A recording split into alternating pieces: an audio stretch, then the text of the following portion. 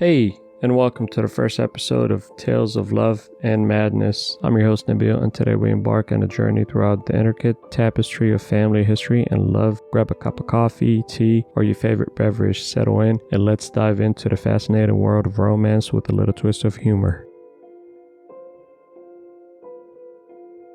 As I delved into the pages of Incurable Romantic and Other Tales of Madness and Desire by Frank Tallis, memories of my own youthful love stories came flooding back. And what better way to explore these tales than by sharing a personal journey throughout the lens of fantasy, novel, romance, tinged with the personal complexities of non-fictional history. Picture this, dear listener. A young boy eagerly awaiting the moment spent with his beloved grandfather. Oh, the anticipation, the butterflies that danced on my stomach as my mom would say, "We're going to see your grandfather." He was a man who saw no wrong in me, a king in his eyes. Those visits were a time of spoiling, of being treated like a favorite grandchild amidst a sea of cousins. We reveled in each other's company, leaving his friends behind as he dedicated himself to my happiness. His light green eyes peering into my soul as I recited ancient poems I had memorized after hearing them only a handful of times. But the magic didn't stop there. You see, I had a knack for reciting classical Arabic, a skill that earned me treats from family members, including my dear grandfather. Each visit he would listen to my recitations, those green eyes gleaming with pride, before reaching into his pocket and bestowing upon me all the money he had. And in the morning after his prayer at the mosque, he would make multiple stops to gather a few of my favorite treats. Sfinge, Rebi Jamila, Madeleine, these are Moroccan treats. Now, my connection to the Arabic language and its rich history deepened as I grew older. From primary school to 4th grade, my family and I moved across Morocco, settling finally in Ohio. It was there that my love affair with books and the complexities of family took root. Troubles at home and at school led me astray, and my refuge became the main library at the Ohio State campus. What a grand edifice it was, and on its 4th floor, a treasure trove awaited me, the world of Middle Eastern studies. Imagine the hallowed silence, interrupted only by the shuffling of ancient pages as I traversed aisle upon aisle of Arabic books. I would wake in the morning, go through the motions of preparing for school, and then change directions, walking miles to the university bus. It was my secret, my escape from the harsh realities of Ohio's winters. I immersed myself in the wonders of classical Arabic poetry, transported throughout time, allowing my imagination to absorb the pain and the suffering that often fuel the creative brilliance of those poets. The 4th floor of the Ohio State main library became my sanctuary, my solace. Rarely did anyone venture there, except for a middle-aged Jewish man who worked there, silently patrolling the aisles, with the whole floor to myself and thousands of books at my disposal. I embarked on a journey through the annals of history. Books published in Morocco, Cairo, and Beirut awaited my eager hands, whispering stories of Moroccan and Andalusian history that set my heart ablaze.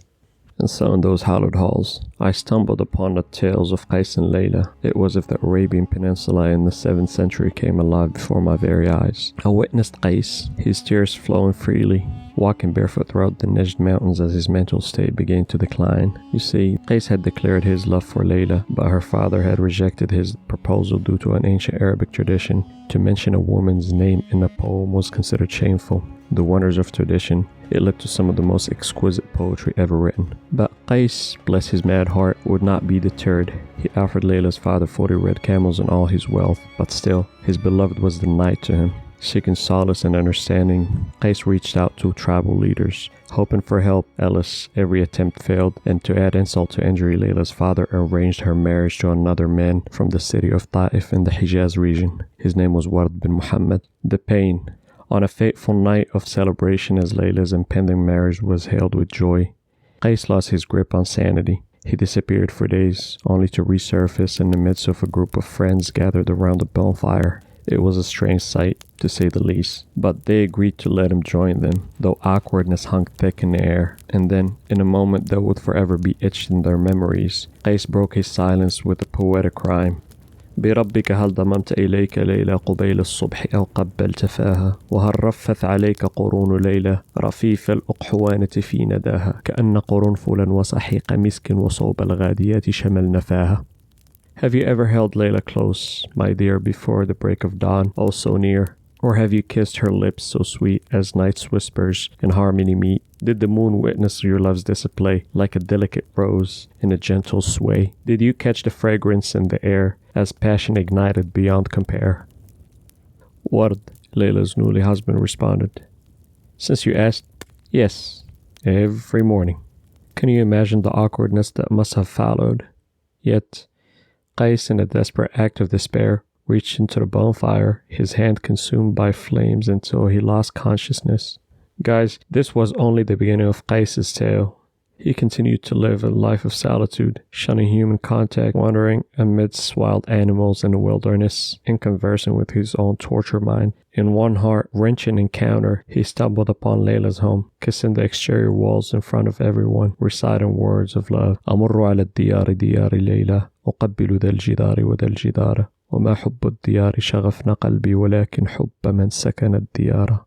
Hey yo, I be cruising through Layla's hood, kissing this wall and that wall so good.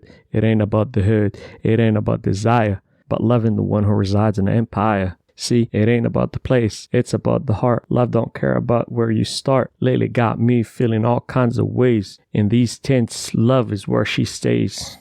That was MC Qays bin Mulawah. For those of you who know me, that they know there was a phase in my life, especially when I was a teenager, I was trying to be a rapper as well. Here's a twist, especially when trying to translate Qays' poems, because Layla in Arabic means night. And I want you to pay, like, even if you don't understand Arabic, just pay attention to the Layla. You can kind of see it in this poem he recites.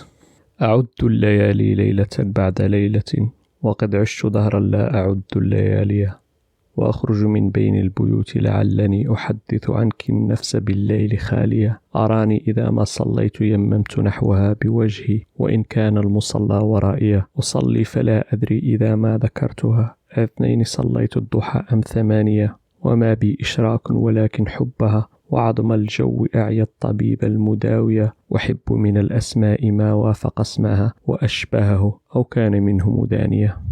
Night after night I count the nights again, living through ages, yet nights seem the same. I wander between the houses, hoping to find solace in the night with the thoughts of her on my mind. When I pray, my heart turns towards her, even if the direction of the prayer lies behind me. A blur, I pray, unsure if my supplication hold, were they 2 units or 8. Truth be told, it's not idolatry, but my love so deep, the intense longing, wears my soul in sleep. I cherish a name that rhymes with hers, resembling her, or perhaps its destiny's course. We'll delve further into the captivating story of Qays and Layla, exploring the events that led to Qays' miserable demise and the enduring legacy of their tale. From its origins in Arabic literature, their story transcended borders, captivating hearts across the globe, from the Persians to the Urdu traditions to even reaching out the Far East. But that's not all, my friends. Brace yourselves for another tale of love and madness, intertwined in the realms of poetry and despair. In the same 7th century, another great poet emerges, Qays ibn Durayh al-Laythi al-Kinani, the mad lover of Loubna. Their story bears striking similarities to that of Qays and Layla, with one key difference. This Qays was able to briefly marry Loubna, only to be forced by his own family to divorce her, due to her inability to bear children.